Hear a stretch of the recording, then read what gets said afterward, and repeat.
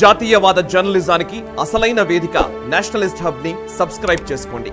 Notifications కోసం bell icon పై click చేయండి. Japan కి సంబంధించిన విషయము, జపాన్ వరల్డ్ వార్ 2 తర్వాత, రెండో ప్రపంచ యుద్ధం తర్వాత జపాన్ తన రక్షణ రంగం మీద స్పెండ్ చేయకూడదు అనేది చాలా వరకు వాళ్ళు పెట్టుకున్నారు. వాళ్ళ రక్షణ అవసరాలన్నీ అమెరికా చూసుకోవాలన్నది నియమం. సో ఈవెన్ గిరిధర్ గారు కూడా చాలా అద్భుతంగా ఎక్స్ప్లెయిన్ చేశారు. బట్ ఫస్ట్ టైం వాళ్లకు first air craft carrier Japan సిద్ధం చేసుకుంది, లాంచ్ చేసింది. రెండో ప్రపంచ యుద్ధం తర్వాత మొదటి ఎయిర్ క్రాఫ్ట్ క్యారియర్గా జపాన్ పేర్కొంటోంది. చాలా వరకు వాళ్ళ డిఫెన్స్ బడ్జెట్లు పెంచుకున్నారు అండ్ వాళ్ళు కూడా రక్షణ రంగాన్ని అభివృద్ధి చేసుకుంటూ వస్తున్నారు. ఇదొక పరిణామం. అయితే ఇంకొక వైపు ఫుమియో కిషిడా, జపాన్ ప్రధాని ఎవరైతే ఉన్నారో ఆయన కిషిడా అమెరికాలో పర్యటించారు అండ్ ఫిలిప్పైన్స్ అధినేత కూడా అమెరికాలో పర్యటించారు. త్రైపాక్షిక చర్చలు, ఒప్పందాలు జరిగినట్టుగా తెలుస్తోంది.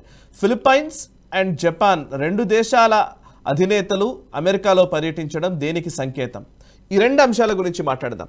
సార్ చెప్పండి సార్, ఒకసారి ఫస్ట్ ఈ ఎయిర్ క్రాఫ్ట్ క్యారియర్ గురించి చెప్పండి అండ్ దెన్ కిషిడా విజిట్ గురించి మాట్లాడదాం. రెండవ ప్రపంచ యుద్ధం తర్వాత జపాన్ కాన్స్టిట్యూషన్ అంతా కూడా అమెరికా రాసింది. వాళ్ళకి ఎటువంటి సైన్యం పెట్టుకోవడానికి వీల్లేదు. వాళ్ళ దేశాన్ని రక్షించుకోవడానికి ఒక చిన్న సెక్యూరిటీ ప్రొటెక్షన్ గ్రూప్ మాత్రం ఉండాలి, అంతకు మించి ఉండడానికి వీల్లేదు అని చెప్పి అమెరికా వాళ్ళ మీద అప్పుడు ఆంక్షలు విధించింది. దానికి ఒప్పందం చేసుకొని అదే దిశగా వాళ్ళ దేశంలో బడ్జెట్ అంతా కూడా రెస్ట్రిక్ట్ చేశారు. చట్టపరంగా డిఫెన్స్ మీద 1% వాళ్ళ జీడిపిలో, వాళ్ళ బడ్జెట్లో 1% కంటే ఎక్కువ ఖర్చు పెట్టడానికి వీల్లేదు అని వాళ్ళ చట్టమే చెప్తోంది. దాన్ని ఫస్ట్ మన షింజో ఆబే దాన్ని తిరగ రాశాడు. ఆయన పారదర్శకంగా చూసి అమెరికాతో మనం కనుక ఎక్కువ మనం రిలయన్స్ వాళ్ళ మీద పెట్టుకున్నామంటే బహుశా మనం ఎప్పుడో వాళ్ళు నట్టేయటం ఉంచేటువంటి ప్రమాదం ఉంది.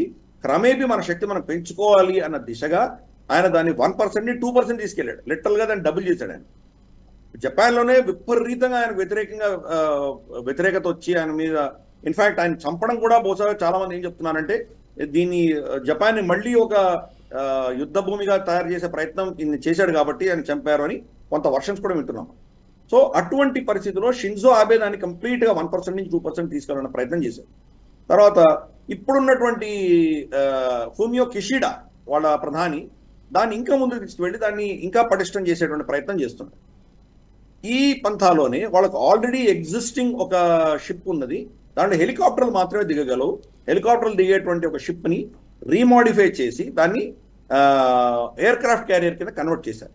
కానీ ఇది మామూలుగా మనం చూస్తున్నటువంటి ఐఎన్ఎస్ విక్రమాదిత్య, విక్రాంత్, ఐజనోవర్, రూజ్వెల్ట్ ఇటువంటివి కావాలి.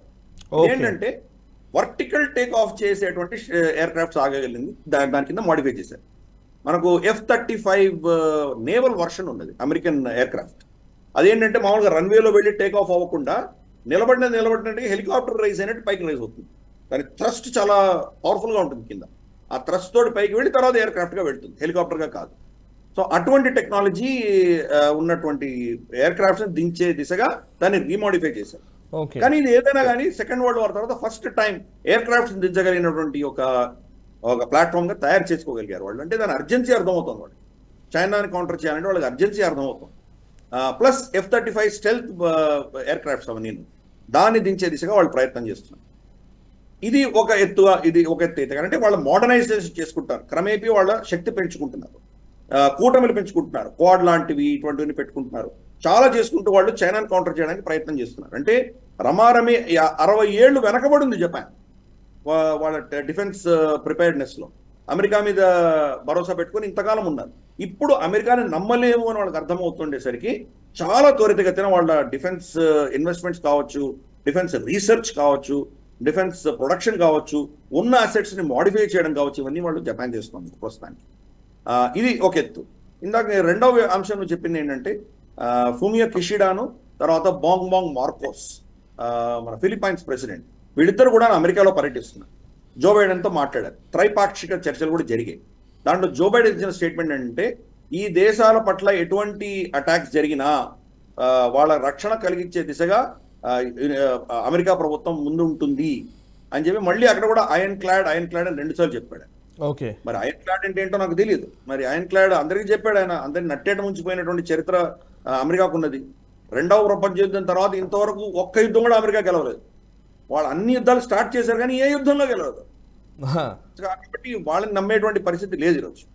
నాకు తెలిసి మనకు వచ్చినటువంటి సూచన ఇన్ఫర్మేషన్ మేరకు ఏంటంటే ఈ రెండు దేశాలు కూడా చాలా సీరియస్ గా జో బైడెన్ అడిగాయి, రేపటి రోజు చైనా మా మీద దాడి చేస్తే నిజంగా మిమ్మల్ని నమ్మచ్చా, మీ మీద భరోసా పెట్టుకోవచ్చా, లేదా మేము ప్రత్యామ్నాయాలు చూసుకోవాలా అన్నటువంటి ఒక ఆ యాంగిల్లో మాట్లాడడం అనేది జరిగింది.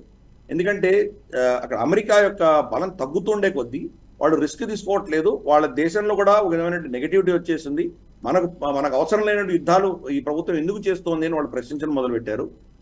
అందుకని స్ట్రాటజీ మార్చుకొని ప్రపంచంలో రెండు దేశాలు కొట్టుకుంటుంటే వాళ్ళకి ఎవరికో ఒకరికి వీళ్ళు వెపన్ సప్లై చేసే దిశగా వీళ్ళు స్ట్రాటజీ మార్చుకున్నారు. గతంలో అమెరికానే డైరెక్ట్గా వెళ్ళేది, వెళ్లకుండా ఇప్పుడు చేస్తున్నారు. ఈ పరిస్థితులలో మీ దగ్గర మేము ఆయుధ సామాగ్రి కొనుక్కోవడానికి పనికొస్తామా, లేకపోతే మీరు మా రక్షణకు రారా అని చెప్పి వీళ్ళు ప్రశ్నించడానికి వాంగ్ మార్కోస్ తర్వాత ఫూమియో కిషిడా వెళ్ళేనట్టు మనకు స్పష్టంగా అర్థమవుతుంది. ఎందుకంటే ఫిలిప్పైన్స్ యొక్క బోట్స్, వాళ్ళ పెట్రోల్ బోట్స్ మీద ప్రతిరోజు చైనా దాడి చేస్తుంది. మరి ఫిలిప్పైన్స్ లో 5, 6 బేసులు పెట్టుకున్నటువంటి అమెరికా ఏం చేస్తోంది? వాళ్ళ రక్షణకి ఏమైనా వస్తుందా? వాళ్ళని నమ్మలేం కాబట్టి భారతదేశం నుంచి వాళ్ళు బ్రహ్మోస్ కొనుక్కుంటున్నారు. బ్రహ్మోస్ కూడా మనం 290 కిలోమీటర్ వర్షన్ ఇచ్చాం వాళ్ళకి, అయినా చాలా లీతల్. ఆ బ్రహ్మోస్ అటాక్ చేశారంటే వాళ్ళ లౌనింగ్ కానీ లేకపోతే వాళ్ళ ఫుజియాన్ కానీ వాళ్ళకు ఉన్నటువంటి ఎయిర్ క్రాఫ్ట్ క్యారియర్ని ఫిలిప్పైన్స్ ఈజీగా ధ్వంసం చేయగలరు బ్రహ్మోస్ అటాక్ తోటి. అంటే అమెరికా మీద నమ్మకం లేక వాళ్ళు భారతదేశం మీద రిలై అవుతున్నారు. జపాన్ కూడా అటువంటి పరిస్థితి. అమెరికా చాలా క్రిటికల్ పొజిషన్లో ఈరోజు ఉన్నది. వాళ్ళని నమ్ముకున్నటువంటి వాళ్ళని నట్టేట ముంచుతుందా, వాళ్ళ రక్షణకు నిజంగా వస్తుందా అనేది అమెరికా నిర్ణయించుకోవాలి. అమెరికా మన రక్షణకు రాదు అని దేశాలు కన్నా నిర్ణయించాయంటే అప్పుడు వాళ్ళు బహుశా ఇతరత్ర ప్రత్యామ్నాయాలు చూసుకుంటారు. ఆ యొక్క గ్యాప్ని నింపే ప్రయత్నం భారతదేశం కూడా చేస్తుంది.